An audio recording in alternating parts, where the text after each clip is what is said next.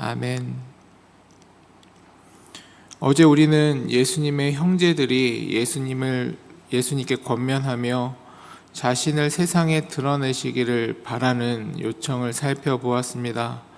오늘 본문은 그 이후의 상황입니다. 10절입니다.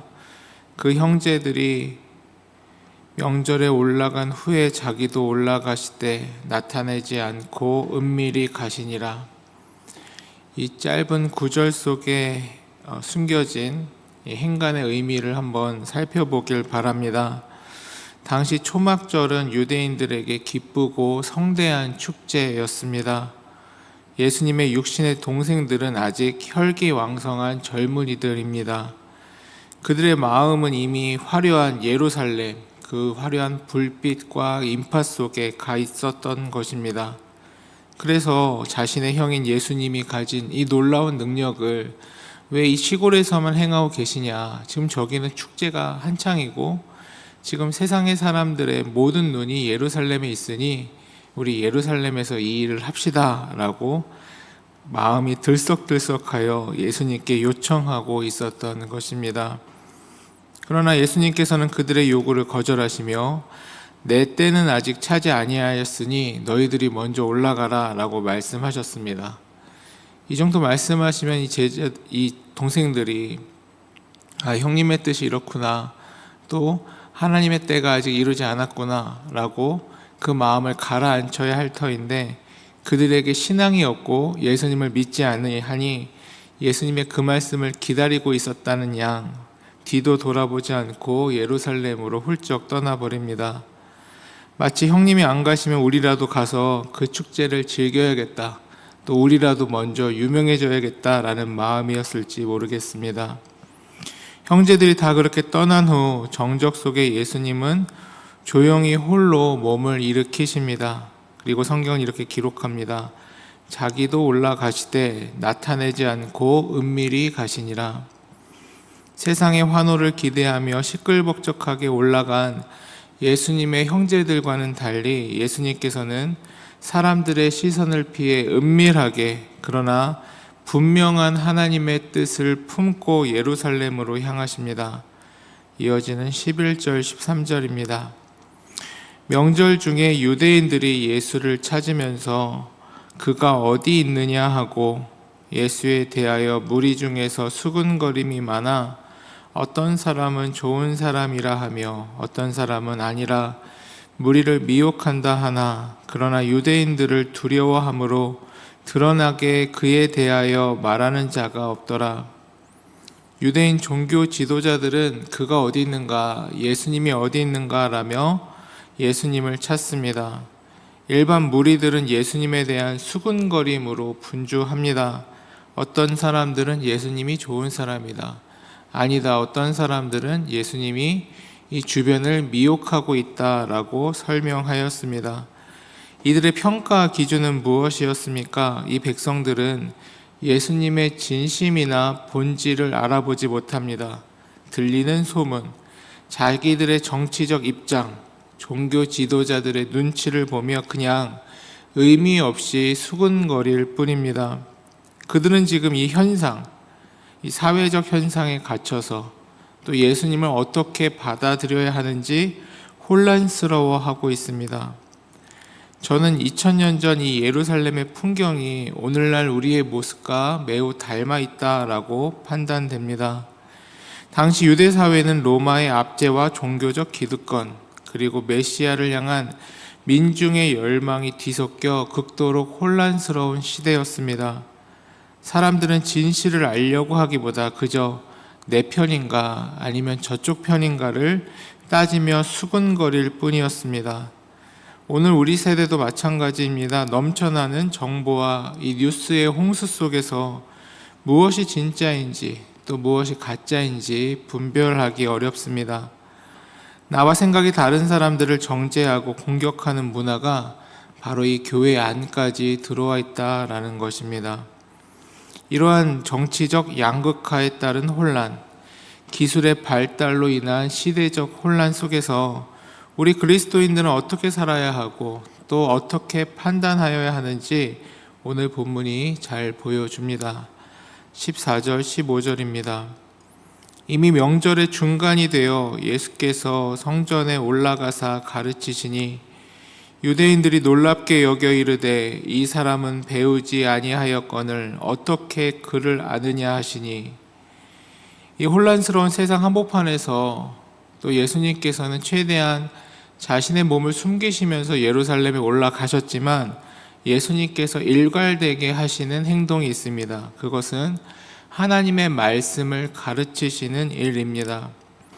혼란스러운 시대일수록 우리에게 하나님의 말씀은 너무도 중요합니다. 그렇기에 말씀을 가르치는 자나 말씀을 듣는 자나 우리는 이 혼란의 시대를 살면서 말씀의 중요성을 더욱더 깊이 마음에 새겨야 합니다.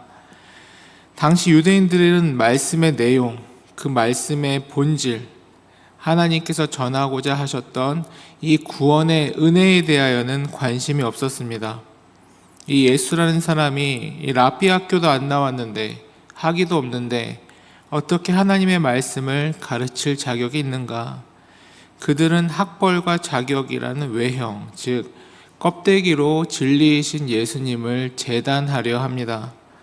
이에 대하여 예수님께서는 16절부터 18절까지 이렇게 말씀하십니다. 예수께서 대답하여 이르시되 내 교훈은 내 것이 아니요 나를 보내신 이의 것이니라. 사람이 하나님의 뜻을 행하려 하면 이 교훈이 하나님께로부터 왔는지 내가 스스로 말함인지 알리라. 스스로 말하는 자는 자기 영광만 구하되 보내신 이의 영광을 구하는 자는 참되니 그 속에 불의가 없느니라.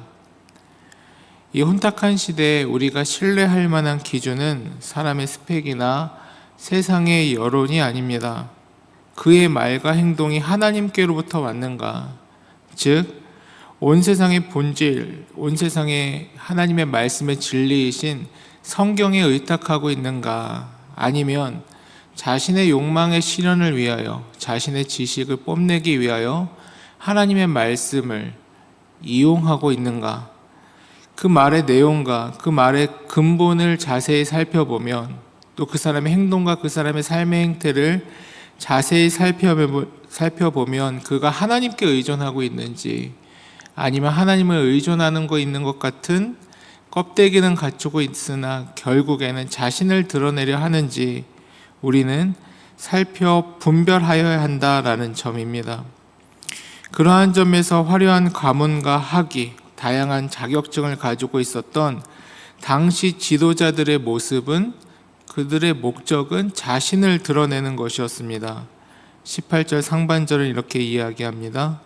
스스로 말하는 자는 자기 영광만 구하되. 하지만 아무것도 없으셨던 예수님께서는, 하지만 아무것도 없으셨던 것이 아니죠. 진짜 하나님이셨던 예수님께서는 처음부터 끝까지 하나님의 뜻만을 구하고 있는 모습을 보여줍니다. 18절 하반절입니다. 보내신 이의 영광을 구하는 자는 참되니 그 속에 불의가 없느니라. 이것에 대한 극명한 차이가 오늘 본문에서, 또 오늘 본문이 진행될수록 더 구체적으로 드러납니다. 22절, 23절입니다. 모세가 너희에게 할례를 행했으니 그러나 할례는 모세에게서 난 것이 아니요 조상들에게서 난 것이라. 그러므로 너희가 안식일에도 사람에게 할례를 행하느니라. 모세의 율법을 범하지 아니하려고 사람이 안식일에도 할례를 받는 일이 있거든 내가 안식일에 사람의 전신을 건전하게 한 것으로 너희가 내게 노여워하느냐. 예수님께서는 지금 유대인들이 그토록 지키려고 했었던 율법의 모순을 지적합니다. 사실 이 모순은 이 종교 지도자들의 껍데기를 고스란히 보여주는 모양입니다.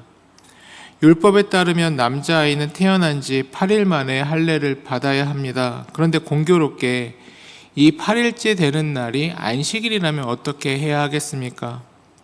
유대인들은 그날이 안식일임에도 불구하고 할례를 행해 줍니다. 안식일에는 그 어떠한 일도 금지하지만 언약 백성의 표징인 할례를 행하는 것이 안식일 규정보다 먼저 되는 규정이다라고 그들 모두 인지하고 있었기 때문입니다. 즉 그들은 사람의 몸의 지극히 작은 부분, 이 표피를 잘라내면서 그 사람을 성결하게 할 수 있다면 안식일보다 이 일이 더 중요하다라는 하나님의 말씀의 원리가 그들의 풍습 속에 남아 있었던 것입니다. 이러한 풍습을 말씀하시며 당시 종교 지도자들에게 예수님께서 물으십니다. 너희는 사람의 몸 한 부분을 잘라내어 그를 정결하게 할 수 있다면 안식일을 범하고 또 이것을 당연한 일로 여기고 있지 않는가? 나는 지금 이 한 부분을 잘라내는 일이 아니라 이 사람의 전체를 바꾸는 일을 했는데 어떻게 내가 안식일에 일을 하였다고, 사람을 고쳤다고, 내가 문제가 있다라고 말할 수 있는가? 여기서 유대인들의 치명적인 실수, 그들의 치명적인 종교적 허례의식이 드러납니다. 그들은 할례라는 눈에 보이는 종교적 의식을 위하여 목숨을 걸었습니다. 정작 그 할례 율법이 존재하는 진짜 이유, 하나님께서 그것을 주신 그 근원적 의미가 이 껍데기에 가려져 다 사라져 버렸던 것입니다. 하나님께서는 그 생명을 살리고 회복시키라는 이 본질의 의미를 담아두셨던 것인데 그것은 잊어버리고 껍데기뿐인 종교의식만 하고 있으니 왜 할례를 하고 있었는지, 왜 생명이 중요한지, 생명이 중요하다면 우리는 어떻게 행동하고 어떻게 말하고 내 삶이 어떻게 이루어져야 하는지가 다 사라져 버렸던 것입니다. 할례를 통하여 생명이 살아난다라는 이 의식 자체, 이 의미를 잊어버린 지 오래됐으니 예수님의 행동인 할례를 행한 행동과 전혀 다른 행동이고 율법을 어긴 행동이다라고 판단할 수밖에 없었던 것입니다. 이 모습이 오늘 우리의 모습이 되지 않기를 바랍니다. 우리가 교회의 형식과 여러 전통, 관습적 올바름이라는 겉에 보이는 외모를 주장하느라 결국 내 곁에 있는 또 하나님께서 나에게 주신 사명인 사랑, 생명, 참된 가치를 모두 잃어버리고 이 껍데기만 붙든다면 우리의 껍데기는 아무런 의미가 없다라는 사실입니다. 그래서 우리 주님께서는 오늘 설교의 결론으로 우리에게 이렇게 명령하십니다. 24절입니다. 외모로 판단하지 말고 공의롭게 판단하라 하시니라. 여기서 말씀하시는 공의는 이 맥락에서 단순한 정의로운 판단, 차가운 법정 심판이 아닙니다.